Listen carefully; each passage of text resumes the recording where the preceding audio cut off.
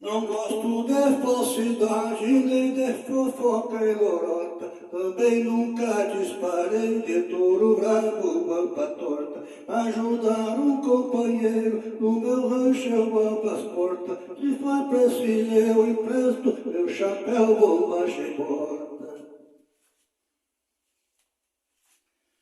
O lugar aonde eu moro é o verdadeiro paraíso. Se os cachorros acordam de noite, fico esperto, é um aviso. Pode ser algum malandro pra roubar e dar prejuízo, mas se for tenha certeza que não sai de lombo liso.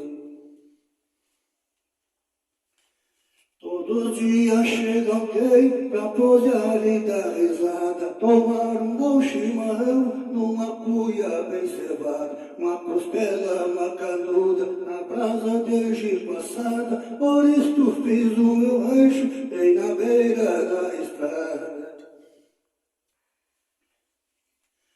Sempre tem um charque pleno pra fazer um carreteiro, comida tradicional do povo sul brasileiro. Água e pasto à vontade, os cavalos no potreiro, é parada obrigatória dos gaúchos.